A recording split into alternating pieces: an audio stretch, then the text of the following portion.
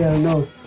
Yung mga hindi naglilingkod sa Diyos, yung mga tao hindi naniniwala sa langit at impyerno. Bakit? Kasi ang nasa isip nila, pag sila'y namatay, tapos na. Wala na silang pakiramdam. Wala na silang mararanasan kapag sila'y namatay. Pero ang totoo, mananatili po buhay ang ating espiritu. Ang mamamatay lamang sa atin yung ating body and soul. Yan po ang mamamatay sa atin. At ang ating espiritu ay mananatili po yung buhay. Yan po yung parurusahan ng Diyos sa kabilang buhay. Sa langit o sa impyerno.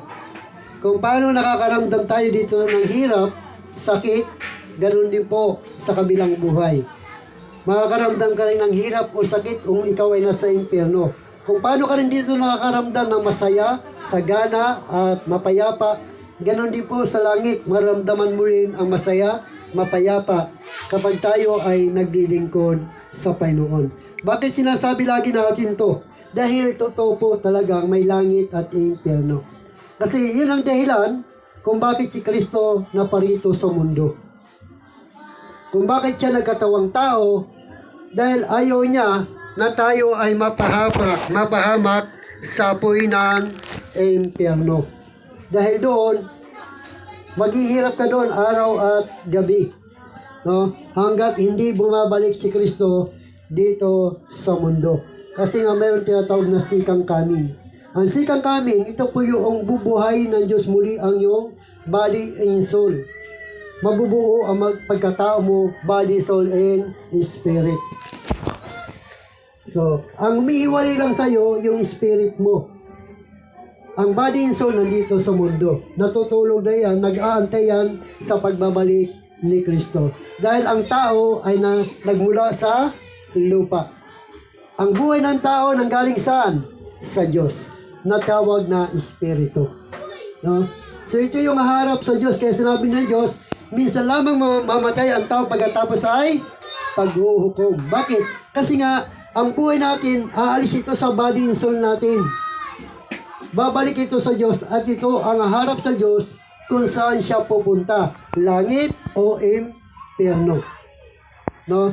Ang langit, ito po yung kung nasaan si Abraham. Kung nasaan si Abraham. So, yung po yung langit. Ang impyerno naman, kung nasaan yung mga taong namatay na walang pananalig sa Diyos nung sila ay nabubuhay pa sa mundong ito. Dahil ang kalang paniniwala, to see is to believe. Maniniwala ako sa langit at impyerno kapag nakita ko na. Dahil ang kalang paniniwala, ang langit at impyerno nandito sa mundo. Kapag marami kang pera, na ikaw ay nasa langit. Pag marami kang pagkain, ikaw ay nasa langit. Pero kung ikaw ay maraming problema, punong-puno ng mga suliraning problema, ikaw ay nasa impyerno. Yun ang kanilang paniniwala. No? Kaya ang iba nagpapakamatay. Kasi ang gusto makaiwas doon sa kanilang nararanasan na impyerno. No? Naranasan ng impyerno. So kaya sila nagpapakamatay. Hindi nila alam, ang kamatayan ay pinto ang patungo sa kabilang buhay. No? Kabilang buhay. Yung buhay na kung saan ikaw ay nabubuhay sa mga bagay na espiritual. At doon, mabubuhay ka kung saan ka pupunta, langit o impyerno. Sabi ni Jesus Christ, ako ang daan, ang katotohanan at ang buhay. Walang makakapunta sa Ama, kundi sa pamamagitan ko. Gawa 4:12, kay Kristo lamang matatagpuan ang kaligtasan sapagkat sa silong ng langit ang kanyang pangalan lamang ang ibinigay ng Diyos sa ikaliligtas ng tao. So walang ibang tagapagligtas sa mundo nito maliban sa ating Panginoong Hesus Kristo. So, kaya patuloy po tayong nangangaral para ang tao ay magkaroon ng tinatawag na pananampalataya sa ating Diyos. So, ang ating pong pag-aaralan sa oras pong ito ay patungkol po sa banal na katapangan. The Holy Boldness. Yung banal na katapangan. Na ibig sabihin, matapang ka na mayroon kang kabanalan, no? Na hindi ka nagkakasala, yung katapangan. Halimbawa, ang katapangan, ang banal na katapangan, ito yung naglilingkod ka sa Panginoon at hindi ka nahiya na ipangaral ang mabuting balita. Matapang ka dahil alam mo, ikaw ay nasa katotohanan. Alam mo na ipinangangaral mo ay walang iba kundi ang salita ng Diyos. So yun po ang ating pag-aaralan sa orasyon. Bago yan tayo muna po ay manalangin. Panginoon, maraming salamat o Lord sa mga oras mo to God. Kami po ay humingi sa iyo ng gabay at matnubay, kalaman at karunungan upang patuloy po namin may pahayag ang iyong mabuting balita sa lahat ng mga tao sa loob at labas ng sambang ito, Diyos. Alam ko, Ama, ang aking tinig ay napapakinggan nila, hindi lamang sa loob nito, Diyos, baging sa labas ng sambahan ay napapakinggan din nila ang tinig nito, Diyos. Salamat sa iyong patuloy na pagpapala sa bawat isa sa amin narito sa pangalan ni Jesus. Amen. So, dito po ay makikita natin yung banal na katapangan. So, ang banal na katapangan, ito po ay nagpapakita ng halimbawa sa atin. Nagpapakita ito ng halimbawa, katulad po ni Kristo. Si Kristo ay nagbigay sa atin ng magandang halimbawa patungkol sa banal na katapangan. Na sinabi niya po doon sa John chapter 7, verse 25 hanggang 31, ganito sinabi ng ilang sa taga Jerusalem, hindi ba ito ang tao na nais nating nilang patayin? Sabi niya, hindi ba ito ang taong nais nilang patayin? Hayan lantaran siyang nangangaral, ngunit wala silang sinasabi laban sa kanya. Baka naman nakikilala ng mga pinuno na siya na nga ang Kristo. Ngunit pagdating ni Kristo ay walang makakaalam kung saan siya magmumula. Subalit alam natin kung saan nagmula ang taong ito. Kaya habang si Jesus ay nagtuturo sa templo, sumigaw siya, Ako ba'y talagang kilala ninyo? Alam nga ba ninyo kung saan ako nagmula? Hindi ako naparito dahil sa aking sariling kagustuhan lamang. Karapat dapat pagtiwalaan ang nagsugo sa akin, hindi ninyo siya nakikilala. Ngunit nakikilala ko siya, sapagkat sa kanya ako nagmula. At siya ang nagsugo sa akin. Nais na siyang dakpin ng ilang naroon. Ngunit walang nangahas sapagkat hindi pa dumarating ang tamang panahon. Marami sa mga tao ang nanalig sa kanya. Ang sinabi nila, pagparito ng Kristo, makagagawa kaya siya ng mga himalang higit pa sa mga ginawa ng taong ito. So doon ay sinasabi ng ating Panginoong Kristo yung katapangan na siya ay binabantaan na hulihin pero hindi siya natatakot. Siya ay patuloy nangangaral ng mabuting balita patungkol sa kaligtasan. Dahil ang kaligtasan nito para huwag tayo mapunta doon sa kapahamakan ng impyerno. Kaya nung nandito siya sa mundo, ay matapang siyang nangaral na hindi siya nagkakasala. Ibig sabihin yung banal na katapangan na hindi siya natatakot anuman ang mangyari sa kanyang buhay. Bagamat siya'y binabantaan na hulihin at patayin, pero hindi yon tinignan ng ating Panginoong Hesus. Ang sabi mo sa John chapter 12 verse 27 hanggang 36, sabi niya, ako'y napababagabag ngayon. Sasabihin ko bang, Ama, iligtas mo ako sa oras na ito. Hindi sapagkat ito ang dahilan kung bakit ako naparito. Ama, parangalan mo ang iyong pangalan. Isang tinig mula sa langit ang nagsabi, pinarangalan ko na ito at muli kong pararangalan. Narinig iyon ng mga taong naroon, kaya sinabi nila, kumulog, sabi naman ng iba. Nagsalita sa kanya ang isang anghel. Sinabi sa kanila ni Jesus, ang tinig niya yung narinig para sa ang tinig niya yon ay pinarinig para sa inyo at hindi para sa akin. Panahon na upang hatulan ang mundong ito. Panahon na rin upang hatulan ang pinuno ng mundong ito. At kung ako'y may taas na, ilalapit ko sa akin ang lahat ng tao. Sinabi niya ito upang ipaiwatig kung paano siya mamamatay. Sinagot siya ng mga tao. Sinasabi sa kasulatan na ang Kristo ay mananatili magpakailanman. Bakit mo sinasabing dapat maitaas ang anak ng tao? Sino ba ang anak ng tao? Sinabi ni Jesus sa kanila, kaunting panahon na lamang na ninyo makakasama ang ilaw. Lumakad kayo habang kasama pa ninyo ang ilaw upang hindi kayo abutan ng dilim. Hindi alam ng lumalakad sa dilim kung saan siya pupunta. Sumasampalataya kayo sa ilaw habang kasama pa ninyo ang ilaw upang kayo'y maging mga anak ng liwanag. So doon ay sinasabi ng banal na kasulatan na ang banal na katapangan, si Kristo ay nagbigay sa atin ng halimbawa na hindi tayo dapat matakot na ipahayag, ipangaral ang mabuting balita sa mga taong hindi naniniwala.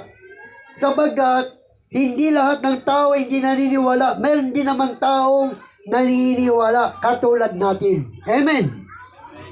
Katulad natin, naniniwala tayo. Ngayon, ang dahilan kung bakit ipinangangaral ang mabuting balita, para ang tao ay walang may dahilan. Nasasabihin nila, hindi namin napakinggan, narinig ang mabuting balita. Kaya, binibigyan tayo ng Diyos ng katapangan na may pangaral ang mabuting balita at binigyan tayo ng halimbawa na ang halimbawang ito ay walang iba kundi si Kristo. Bagamat maraming nagagalit sa Kanya, maraming gustong magpumatay sa Kanya, maraming gustong ayaw maniwala sa Kanya, pero may mga tao rin naniniwala sa Kanya. Yung mga taong pinili at tinawag ng Diyos. Pangalawa, ang banal na katapangan, ito ay sa pamamagitan ng pananampalataya kay Kristo para magkaroon tayo ng banal na katapangan. So, makakanta natin ang banal na katapangan sa pamamagitan ng ating pananampalataya kay Kristo. Dahil nga, siya yung nagbigay sa atin ng halimbawa na kung paano siya hindi natatakot. Ganon din naman, kapag tayo ay nanampalataya kay Kristo, hindi rin tayo natatakot na maipangaral ang mabuting balita. Ganito sinasabi sa chapter 4 verse 8 hanggang 22, sumagot si Pedro na puspos ng Espiritu Santo, mga tagapanguna at pinuno ng bayan, kung sinisiyasat ninyo kami ngayon tungkol sa kabutiang ginawa namin sa lumpong ito at kung paano siya gumaling. Nais kong malaman ninyong lahat at sa buong Israel na ang taong ito ay nakatayo sa inyong harapan at lubusan gumaling dahil sa kapangyarihan ng pangalan ni Jesucristo na taga Nazaret na iyong itinako sa krus. Ngunit muling binuhay ng Diyos ang Jesus nito, ang batong itinakwil ninyong mga tagapagtayo ng bahay, ang siyang naging batong panulukan.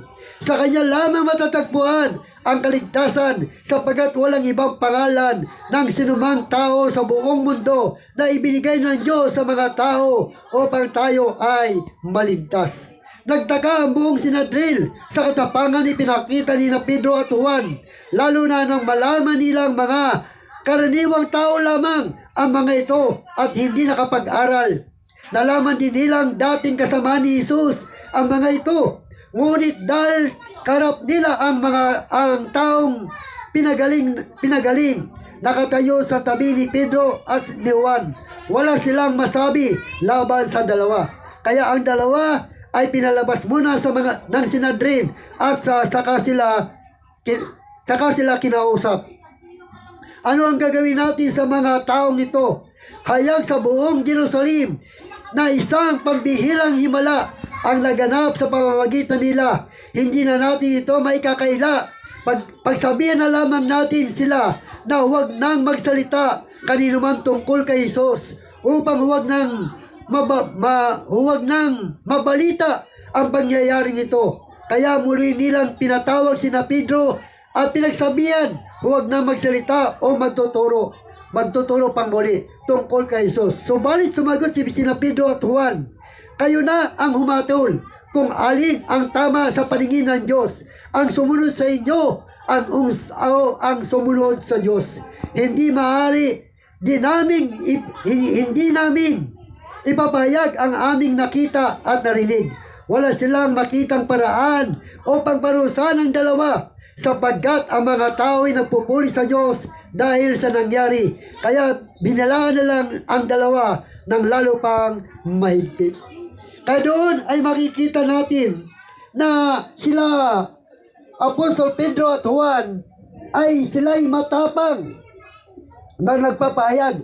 Pinipigilan silang mangaral ng mabuting balita. Pero ang sabi nila, sino nga ba ang dapat namin sundin? Kayo o ang Diyos? Hindi kami susunod sa tao, kundi susunod kami sa Diyos. Narito kami upang ipangaral ang mabuting balita na walang ibang tagapagligtas sa mundong ito maliban lamang kay Kristo.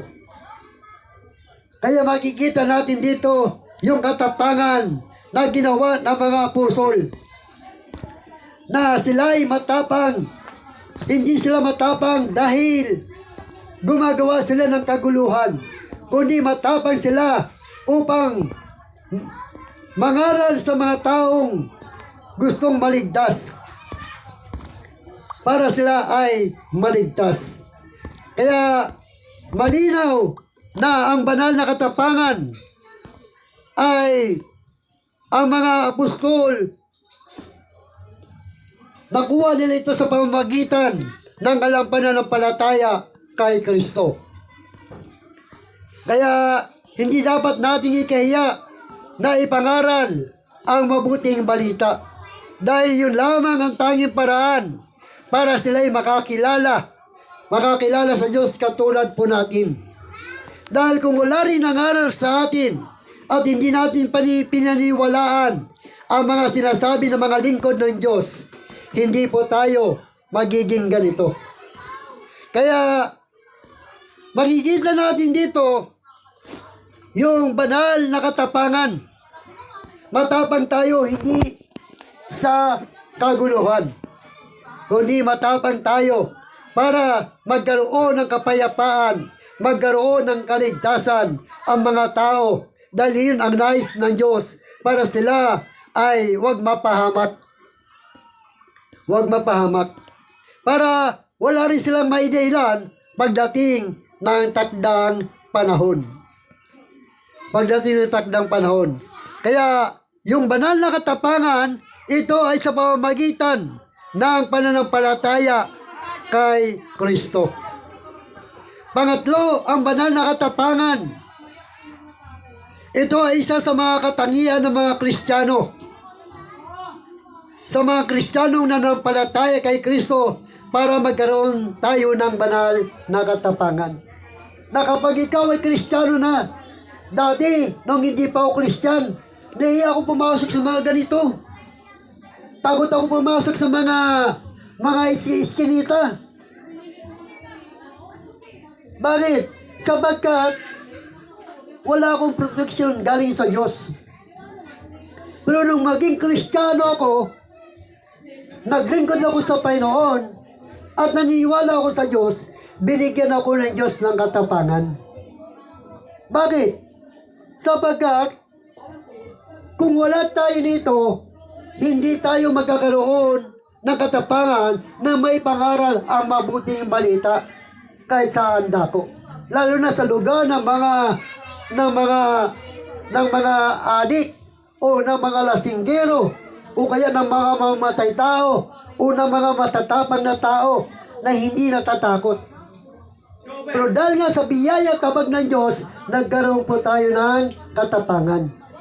At ito ay isa sa mga katangian ng mga Kristiyano. Hindi na sila natatakot. Bakit? Sabagat ang kamatayan ay siyang daan, pintuan patungo sa buhay na walang hanggan. Dahil ang sabi sa Biblia, ang nagliligtas ng kanyang buhay ang siyang mawawala nito. Ngunit ang mawawala ng kanyang buhay dahil kay Kristo ang siyang magkakamit ng buhay na walang hanggan. Kaya mga Kristiyano hindi natatakot na magpayag sino man ang kanilang kaharap. Dahil yun ang mga katangian ng isang Kristiyano. Dahil kapag natatakot ka, nahihiya ka, sabi ni Jesus Christ, ang sino mo magkahiya sa akin sa harap ng mga tao, ay kakahiya ko rin siya sa harap ng aking amang nasa langit. Ibig sabihin wala kang katapangan. Takot ka na ikaw ay kutsain. Takot ka na ikaw ay pagsabihan. Wala kang katapangan. Pero dahil nga sa katapangan ng mga Kristiyano, dahil ito sa kanyang mga katangian, hindi siya natatakot, hindi siya nahihiya. Bakit? Sabagat totoo naman kanyang sinasabi. So dito sinabi sa banal na kasulatan, sa aklat ng Deuteronomy chapter 31 verse 6, ang sabi niya ay ganito, magpakatatag kayo at lakasan ninyo ang inyong loob. Huwag kayong matakot sa kanila, sabagat sasamahan ko kayo. Sasamahan kayo ni Yahweh na iyong Diyos. Hindi niya kayo iiwan, ni pababayaan man. Yun ang sabi ng Biblia, huwag kayong matakot sa kanila. Kundi, sabi niya, sasamahan kayo ng Diyos. Hindi ko kayo iiwan ni pababayaan man. Dahil ang gusto ng Diyos ng taong makakausap mo ay maligtas tulad mo. Amen. Hello. Palakpakan po natin ang Panginoon. Yan. Na mayroong katabayan katangian. Kaya nung maging Kristiyano ko, kahit saan sulok, kahit may nagiinuman, kahit na mga adik yan, hindi ako natatakot. Bakit? Kasama ko ang Diyos. Hindi ako naroon para makipag-away. Hindi ako naroon para makipaggulo. Naroon ako para mag-share ng salita ng Diyos. Magalit man sila sa akin o hindi, ang malaga at importante, mapahayag ko na sila ay mahal ng Diyos. Ayaw ng Diyos na sila ay mapahamak sa apoy ng impyerno. Dahil kapag namatay sila dyan, hindi sila pupunta ng langit. Pupunta sila sa apoy ng impyerno. Dito lang yan sa mundo, masaya sila. Pero kapag nalagutan sila ng hininga, tapos na ang kaligayahan nila. Ang sabi sa Joshua chapter 1 verse 9, ganito sinasabi, tandaan mo ang bilin ko, magpakatatag ka at lakasan mo ang iyong loob. Huwag kang matatakot o mawala ng pag-asa, sapagkat ako si Yahweh na iyong Diyos ay kasama mo saan ka man magpunta.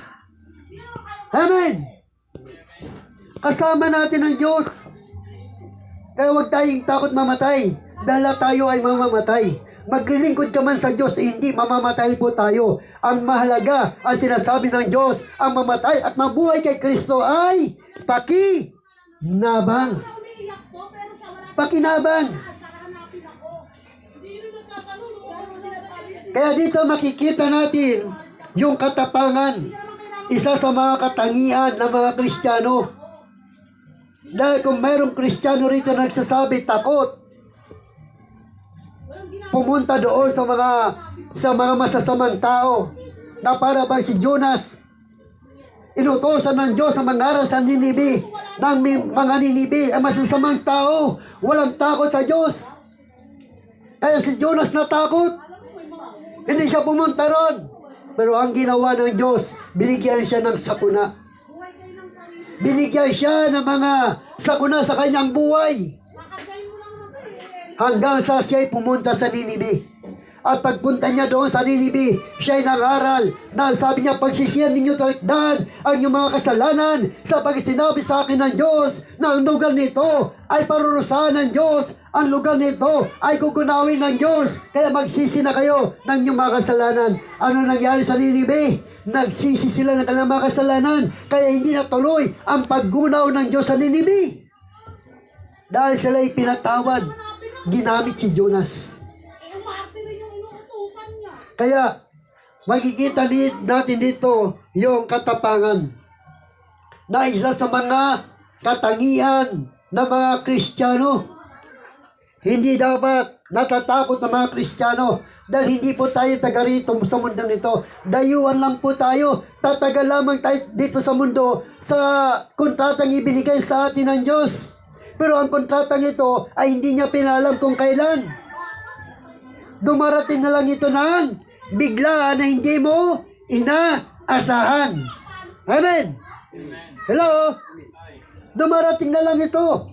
Bigla ka na lang alis sa mundong ito na hindi mo inaasahan. Kahit malakas ka, wala kang sakit. Kahit kumakain ka, kahit naglalakad ka, pwede dumating ito sa'yo.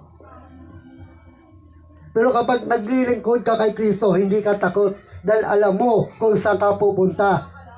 Alam mo ang daang papuntang langit. Amen? Kung baga sa Divisoria, hindi ka takot pumunta ng Divisoria. Dahil alam mo, sasakyan papuntang Divisoria. Hello? Hindi ka takot pumunta ron. Dahil alam mo, ang sasakyan papuntang Divisoria. Ang natatakot lamang pumunta ng Divisoria, ang hindi alam ang sasakyan papuntang Divisoria. Amen po ba? Ganon din. Ang takot sa kabilang buhay, hindi nalalam kung sino ang kanilang pupuntahan. Kaya sa awit 27 verse 1 hanggang 3, sabi niya, si Yahweh ang ilaw at kaligtasan. Si Yahweh ang ilaw ko at kaligtasan. Sino pa ba ang aking katatakutan? Si Yahweh ang buog ng aking buhay. Sino pa ba ang aking kasisindakan? Kung buhay ko'y pagtangkaan ng taong masama, sila'y mga kalaban ko at mga kaaway nga. Mabubuwal lamang sila at mapapariwara.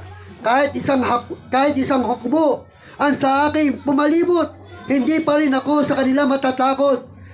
Sasalakay man ako ng mga kaaway, magtitiwala pa rin ako sa may kapal.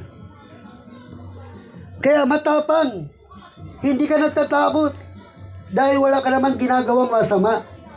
Ang tanging ginagawa mo ang may pangaral ang mabuting balita. Ang kaligtasan na ibinigay ng Diyos sa lahat ng tao. Sa John 3:16, ngayon na lamang ang pag-ibig ng Diyos sa sanlibutan. Kaya ibinigay niya ang kanyang bugtong na anak upang ang sinumampalatay sa kanya ay hindi mapahamak kundi magkaroon ng buhay na walang hanggan. Yun ang layunin kung bakit binibigyan tayo ng katapangan ng Diyos para malaman ng lahat na mayroong Diyos na nagmamahal sa kanila. Meron Diyos. Pang-apat, last. Ang banal na katapangan, ang pagkatakot sa Diyos, ang isang paraan para magkaroon ng banal na katapangan.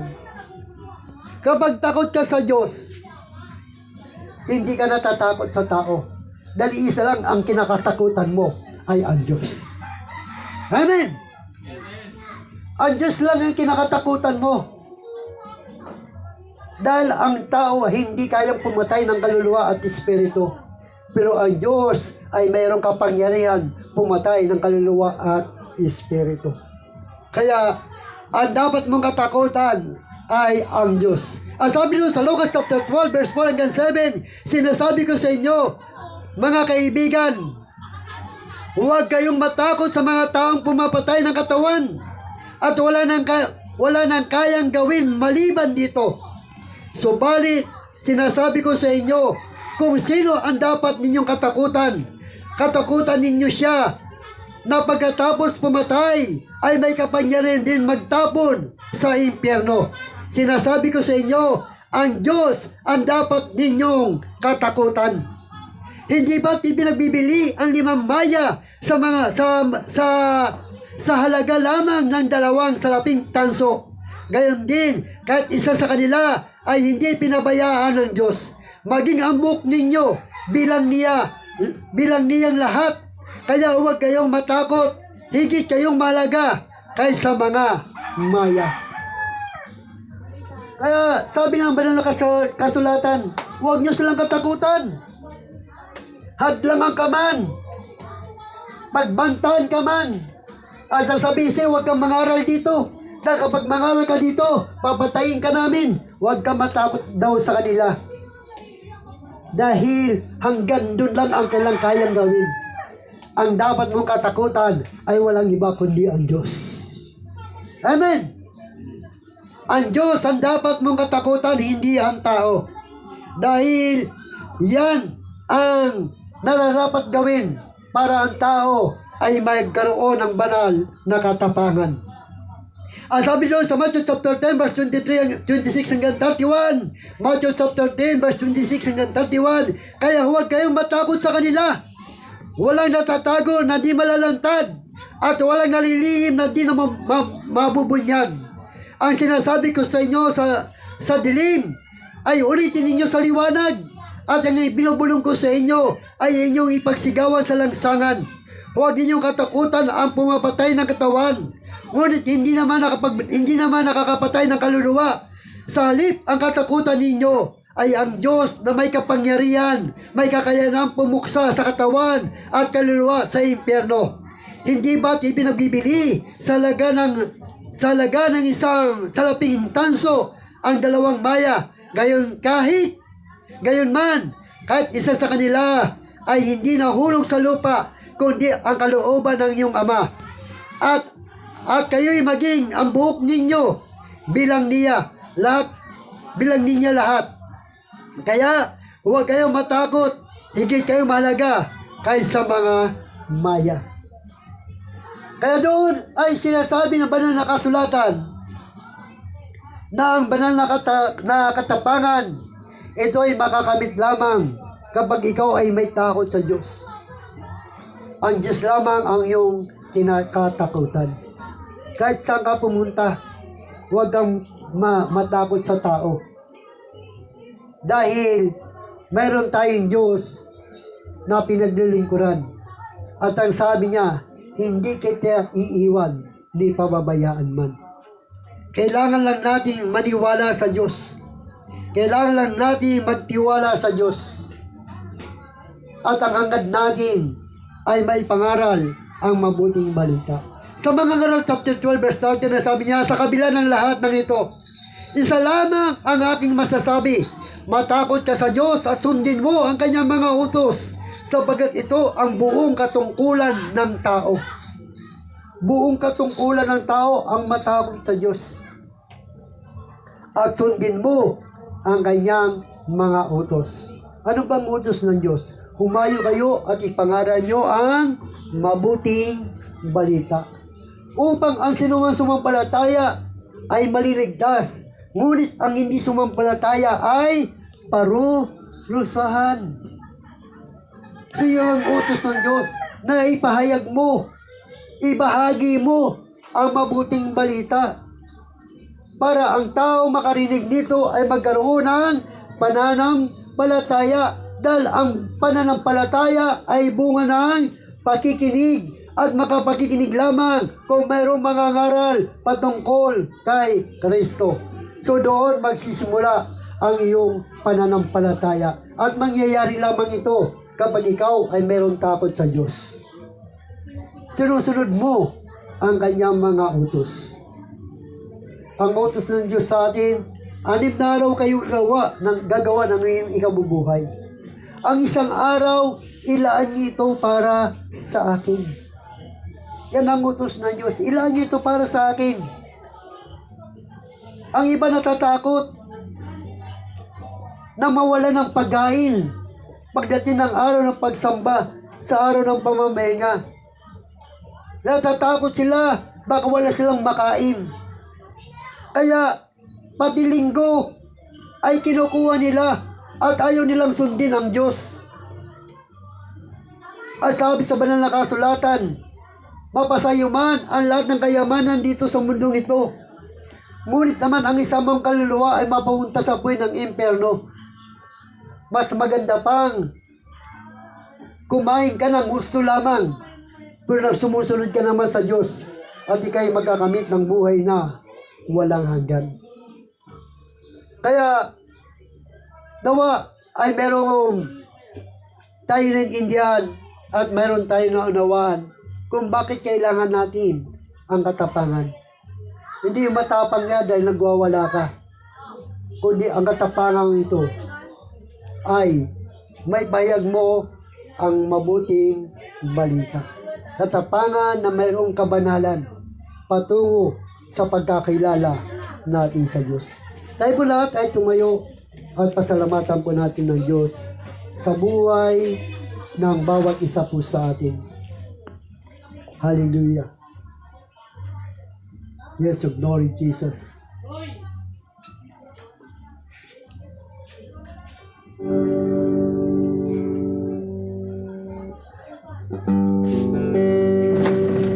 Ikaw lang ang pag-asa ko.